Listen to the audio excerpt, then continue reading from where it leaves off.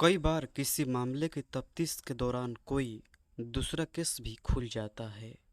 भोपाल में एक बच्ची सुनसान जगह पर झाड़ियों में पड़ी थी। वो लहूलुहान हालत में थी।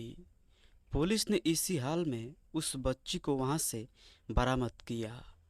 अब पुलिस बच्ची के माता पिता की तलाश कर रही थी। तलाश के दौरान बच्ची का पिता तो मिल गया, लेकिन पुलिस को छानबीन के दौरान पता चलता है कि उस बच्ची की मां पिछले 2 साल से लापता है। और इत्तेफाक से ये था कि उसी जगह उसी झाड़ी में 2 साल पहले एक महिला की लाश भी पुलिस को मिली थी। जिस झाड़ी में वो बच्ची पुलिस को लहूलुहान हालत में मिली थी। आगे की कहानी हैरान करने वाली है। 29 जनवरी 2024 भोपाल।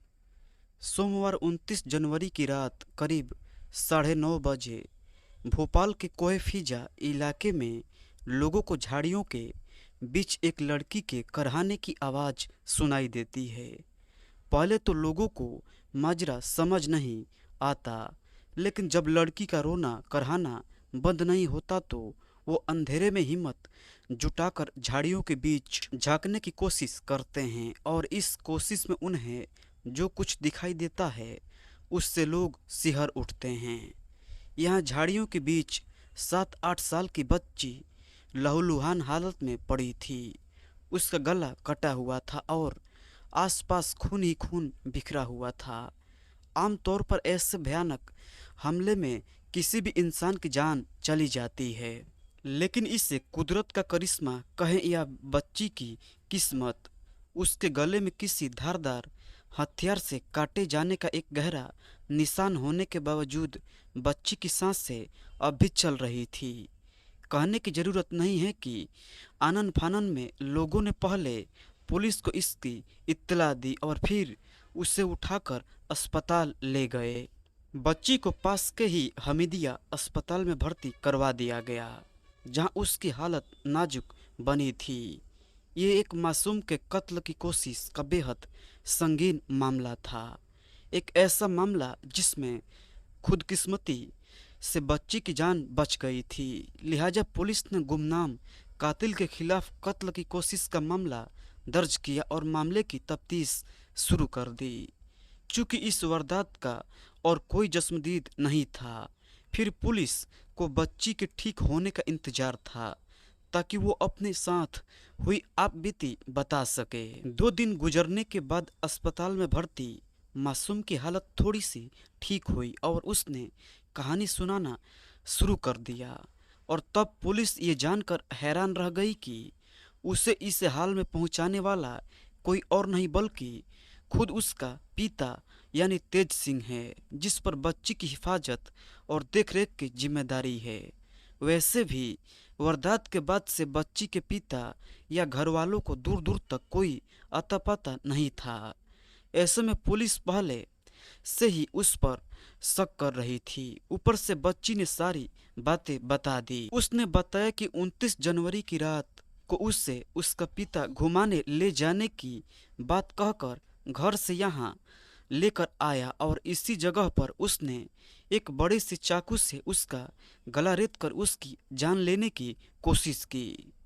पुलिस के ये पूछने पर उसके पिता के ऐसा करने की वजह आखिर क्या रही, तो बच्ची का कहना था कि उसके पिता उसे पसंद नहीं करते थे और अक्सर उसकी मां का जिक्र कर उसके साथ मारपीट करते थे।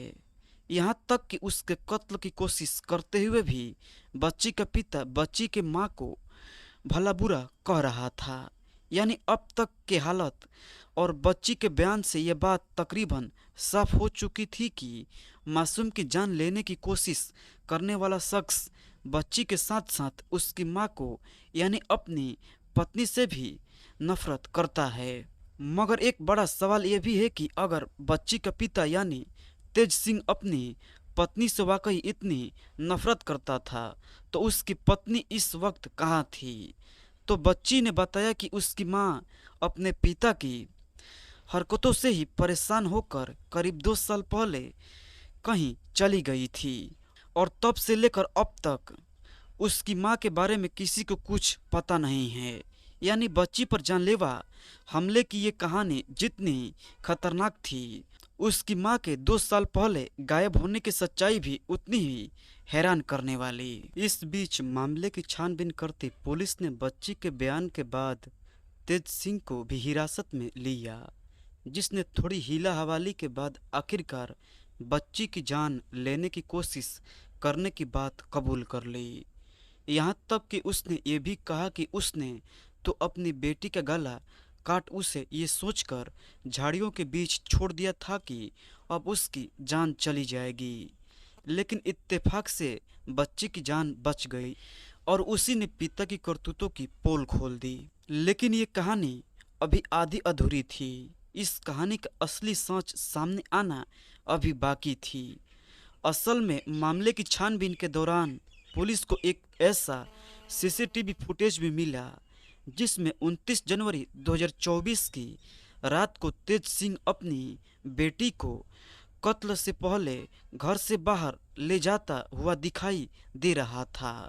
और ये फुटेज अपने आप में एक बड़ा सा सबूत था कि तेज सिंह ने ही अपनी 8 साल की बेटी की जान लेने की कोशिश की थी। बच्ची पर हुए जानलेवा हमले की जांच करते हुए पुलिस ने 2 से 3 दिन बाद एक बार फिर कोहेफिजा इलाके के उन्हीं झाड़ियों में तफ्तीश के लिए पहुंची जहां गला काटकर मासूम को फेंका गया था। यहां पुलिस को खून के निशान तो मिले ही मिले, कुछ ऐसे भी लोग मिले जिन्होंने पुलिस को एक हैरान करने वाली कहानी सुनाई। लोगों ने बताया कि इन्हीं झाड़ियों में अब से ठीक 2 साल पहले यानी 29 जनवरी 2022 को एक महिला की लाश मिली थी जिसका चेहरा बुरी तरह से कुचला हुआ था। जाहिर है अब कोहेफिजा पुलिस ने भी इस मामले की तफ्तीश की थी, लेकिन वो मामला अनसुलझा रह गया था। असल में 2 साल पहले महिला की लाश इस हालत में नहीं थी कि उसकी पहचान हो पाती और ऐसे में बगैर मकतूल की पहचान के पुलिस उस मामले को सुलझा नहीं पाई। लेकिन अब जब 2 साल बाद उन्हीं झाड़ियों में फिर से एक बच्ची के कत्ल की कोशिश हुई तो पुलिस ने दोनों मामलों को एक दूसरे से जोड़कर देखना शुरू कर दिया और पुलिस के शक के घेरे में बच्ची का पिता यानी तेज सिंह ही था। असल में बच्ची के पिता बच्ची पर हमला करते वक्त भी उसकी मां को गालियां दे रहा था। फिर बच्ची की मां भी ठीक 2 साल पहले गायब हो गई थी जिसका अब भी कोई आता पता नहीं था। असल में ये सारी बातें इस ओर इशारा कर रही थी कि बच्ची पर हुए जानलेवा हमले 2 साल पहले मिली लाश का एक दूसरे से कोई ना कोई रिश्ता जरूर है। शक ये भी था कि कहीं वो लाश इस बच्ची की मां यानी तेज सिंह की पहली पत्नी की तो नहीं थी। लेकिन इसका जवाब अगर कोई दे सकता था तो वो तेज सिंह था। अब पुलिस ने तेज सिंह से सख्ती से पूछताछ की। पूछताछ में उसने बेटी के कत्ल की कोशिश और बीबी की गुमशुदगी को लेकर कई विरोधाभासी बातें भी कही और नतीजा ये हुआ कि वो अपने ही बातों में फंसता चला गया और आखिरकार उसे ये कबूल करना पड़ा कि अब से 2 साल पहले उसने उन्हीं झाड़ियों में अपनी बीबी की भी हत्या की थी। उसे अपनी बीबी पर किसी और से रिश्ते होने का शक था और चूंकि वो कत्ल का वो मामला अनसुलझा रह गया, उसका कॉन्फिडेंस और बढ़ गया और अब उसने अपनी बीवी की तर्ज पर बेटी को भी मारने की कोशिश की, क्योंकि ये बेटी उसे अपनी पहली बीवी की याद दिलाती थी। अब इससे इत्तेफाक कहें या किस्मत का खेल या फिर कुछ और, एक हाफ मर्डर को सॉल्व करने की कोशिश में पुलिस ने 2 साल पहले हुए एक ब्लाइंड मर्डर केस को सुलझा लिया। अपराध जगत में हर दिन ऐसी वारदातें होती हैं जो सुनने और देखने वालों को दहला देती है, उन्हें डरने पर मजबूर कर देती है और ऐसे मामलों की तहकीकात और छानबीन पुलिस के लिए बड़ी चुनौती बन जाती है। कई बार पुलिस को इसमें लंबा वक्त भी लग जाता है, लेकिन अपराध करने वाला चाहे कितना भी शातिर क्यों न हो, एक न एक दिन वो कानून की पकड़ में आ ही जाता है। और जब भी ऐसे मामलों का खुलासा होता है तो हर कोई दंग रह जाता है। क्राइम कथा में इस बार एक ऐसे ही उलझे मर्डर केस की जिसका खुलासा महज एक छोटे से सुराग ने किया था। जुर्म की ये कहानी झारखंड की है। गढ़वा जिला, नेशनल हाईवे 75, अगस्त 2019, झारखंड। झारखंड के गढ़वा जिले की पुलिस को इत्तला मिलती है कि गोंडा के पास नेशनल हाईवे 75 पर एक महिला की लाश पड़ी है। जानकारी मिलते ही पुलिस की एक टीम मौके पर पहुंचती है। लाश सड़क के किनारे पड़ी थी। पहली नज़र में ऐसा लग रहा था कि मामला रोड एक्सीडेंट का है। प्रारंभिक जांच के बाद पुलिस बताती है कि महिला की मौत किसी वाहन की चपेट में जाकर हुई है। महिला के सिर पर चोट के निशान थे। खून सिर से बहकर उसके जिस्म और शरीर पर जम चुका था। पुलिस वहीं लाश का पंचनामा करती है और फिर उस लाश को पोस्टमार्टम के लिए भेज देती है। पुलिस कुछ ही घंटों में लाश की शिनाख्त कर लेती है। मरने वाली महिला का नाम रूमा, जिसका काल्पनिक नाम है। उम्र तकरीबन 23 साल थी। वो एक तलाकशुदा महिला थी। रूमा के घरवाले भी खबर मिलने पर आ जाते हैं, लेकिन वे पुलिस की रोड एक्सीडेंट वाली कहानी पर यकीन नहीं करते। इसके उलट में वो शक जताते हैं कि उनकी बेटी का मर्डर किया गया है और हत्या के बाद उसकी लाश को नेशनल हाईवे 75 पर फेंक दिया गया। मरने वाली लड़की के परिवार के संग उनके गांव वाले भी आ जाते हैं। वो भी परिवार की बातों से सहमत नजर आते हैं और इस घटना की कत्ल की वारदात करार देते हैं। जब पुलिस घर वालों और स्थानीय लोगों का दबदबा बढ़ जाता है, लिहाजा लोगों का गुस्सा और विरोध देखकर पुलिस इस मामले में एफआईआर दर्ज करती है और इस मामले की जांच के लिए एक विशेष टीम बनाई जाती है, जिसमें तेज तर्रार अफसर और पुलिस वाले शामिल किए जाते हैं। पुलिस मृतका के परिजनों और गांव वालों को जल्द ही इस मामले का खुलासा किए जाने का भरोसा दिलाते हैं। पुलिस की स्पेशल टीम रूमा की मौत के इस मामले में छानबीन शुरू करती है। पुलिस इस मौत से जुड़े तमाम पहलुओं को खंगालती है। अगले दिन जब पोस्टमार्टम रिपोर्ट पुलिस को मिलती है तो घरवालों का शक यकीन में बदलने लगता है। पुलिस को पोस्टमार्टम रिपोर्ट में पता चलता है कि मरने वाली लड़की के सिर पर चोट के निशान थे, जिसे देखकर ऐसा लगता है कि चोट किसी भारी चीज से हमला किए जाने का नतीजा भी हो सकती है। इसके बाद पुलिस की टीम फिर से मौके वारदात यानी उस जगह जाती है जहां से रूमा की लाश बरामद हुई थी, लेकिन काफ़ी छानबीन करने के बाद भी वहां से कुछ हासिल नहीं होता। कोई सुराग हासिल न होने के बावजूद पुलिस हार नहीं मानती है। अब जांच में जुटी पुलिस की स्पेशल टीम रूमा के घर जाने का फैसला करती है और पुलिस की टीम वहां पहुंच जाती है। पुलिस सबसे पहले रूमा के कमरे में दाखिल होती है और वहां से चप्पा चप्पा छानती है। तलाशी के दौरान यूं तो पुलिस को कुछ खास हासिल नहीं होता, लेकिन उस कमरे से एक सिम कार्ड जरूर बरामद होता है। पुलिस उस सिम कार्ड को सुराग के तौर पर साथ ले जाती है और उसके नंबर से उसकी जांच करती है। जब सिम कार्ड पर जारी मोबाइल नंबर का पता चल जाता है तो पुलिस उस नंबर की सीडीआर निकलवाती है। सीडीआर सामने आने पर महिला की मौत का राज परत दर परत खुलने लगता है और फिर सामने आती है कत्ल की एक खौफनाक साजिश। दरअसल ये कत्ल की एक ऐसी कहानी है जो एक परिवार के अंदर ही घूमती नजर आती है। पुलिस जो सिम कार्ड रूमा के घर से बरामद करती है वो रूमा की नहीं बल्कि उसके पूर्व पति के भतीजे सद्दाम अंसारी का था। 25 साल का सद्दाम जिले के रंका थाना क्षेत्र के खपरो गांव में ही रहा करता था। जब पुलिस को यह जानकारी मिलती है तो पुलिस ने दाबिश देकर सद्दाम को हिरासत में ले लेती है। इसके बाद पूछताछ में सद्दाम ने जो खुलासा किया वो बेहद चौंकाने वाला था। अब सद्दाम अंसारी पुलिस की गिरफ्त में था। उससे लगातार पूछताछ की जा रही थी। पहले वो झूठ बोलता रहा, लेकिन बाद में सच उसकी जबान से आ ही गया। पूछताछ में उसने पुलिस को बताया कि रूमा की शादी उसके चाचा हबीबुल्लाह से हुई थी, और लेकिन बाद में उन दोनों का तलाक हो गया था। मगर सद्दाम अपनी चाची को दिल ही दिल में चाहने लगा था। उसने अपने दिल की बात एक दिन अपनी चाची को बता दी थी।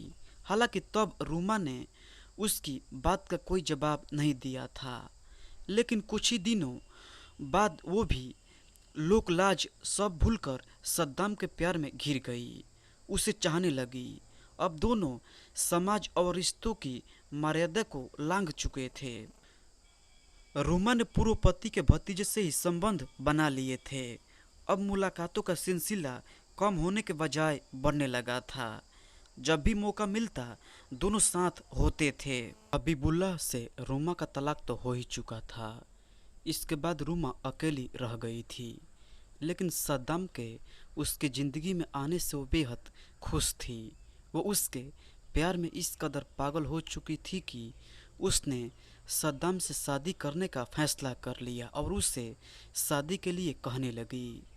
सद्दाम शादी की बात को टालने लगा था। साफ था कि केवल रूमा के जिस्म से खेल रहा था, उसे एक खिलौने की तरह इस्तेमाल कर रहा था। वो शादी के लिए कहती और सद्दाम उससे मना करता, लेकिन अब रूमा उस पर ज़्यादा ही दबाव बनाने लगी थी। अब वो सबको इस बारे में बताने के लिए कहने लगी थी। सद्दाम इस बात से परेशान हो चुका था। वो रूमा से शादी नहीं करना चाहता था, लिहाजा उसने अपनी चाची रूमा को ही रास्ते से हटाने का मन बना लिया और फिर इस काम को अंजाम तक पहुंचाने के लिए उसने एक साजिश रची। फिर वो भी दिन आ गया जब सद्दाम अपनी साजिश को अंजाम देने वाला था। एक दिन उसने अपनी चाची यानी रूमा से कहा कि वो उसके साथ कोर्ट मैरिज करेगा। ये सुनकर रूमा खुश हो गई। फिर उसने रूमा को शादी करने का झांसा देकर एक सुनसान जगह पर बुलाया। रूमा उसकी बातों में आ गई और उसकी बताई जगह पर जा पहुंची। वो इस बात से बिल्कुल बेखबर थी कि वहाँ सद्दाम नहीं बल्कि उसकी मौत उसका इंतजार कर रही है। रूमा जब वहाँ पहुंची तो वहाँ सद्दाम पहले से ही मौजूद था। दोनों के बीच बातचीत होने लगी। इससे पहले कि रूमा कुछ समझ पाती, तभी अचानक सद्दाम ने एक लोहे की रॉड से रूमा के सिर पर जोरदार वार किया। उसके सिर से खून बहने लगा और वो लहूलुहान होकर वहीं जमीन पर गिर पड़ी। सद्दाम की चाची कुछ देर तक तो जिंदा रही, मगर कुछ ही देर बाद ही उसने दुनिया को अलविदा कह दिया। वो अब मर चुकी थी। अब सद्दाम की चाची रूमा इस दुनिया में नहीं थी। रूमा की मौत हो चुकी थी। साजिश के तहत अब बारी थी लाश को ठिकाने लगाने की, जिसका प्लान कातिल भतीजा पहले से ही बना चुका था। वो रूमा की लहूलुहान लाश को लेकर नेशनल हाईवे 75 पर पहुंचा और फिर लाश को वहां ऐसे फेंक दिया कि देखने वाले को लगे कि रूमा की मौत किसी वाहन के टक्कर से हुई है, यानी मामला सीधे तौर पर रोड एक्सीडेंट का लगे। मगर कहते हैं कि मुजरिम चाहे कितना भी शातिर हो, वो एक न एक दिन कानून की फंदे में फंस ही जाता है। वैसा ही हुआ सद्दाम के साथ। पुलिस की जांच ने इस मिस्ट्री का खुलासा करते हुए कातिल सद्दाम को गिरफ्तार किया। जब पुलिस ने आरोपी को 22 अगस्त 2019 के दिन बाकायदा सबके सामने पेश किया और उसकी करतूत का खुलासा किया, तब सद्दाम का राज खुला तो उसके घरवाले और गांव के तमाम लोग सन्न रह गए थे। पुलिस ने आईपीसी की धारा 302 का मामला दर्ज कर आरोपी सद्दाम को अदालत में पेश किया, जहां से उसे जेल भेज दिया गया है। तो दोस्तों, ये वीडियो आपको अच्छा लगा हो तो प्लीज़ चैनल को सब्सक्राइब कर लीजिए और बेल आइकन को भी प्रेस कर दीजिए।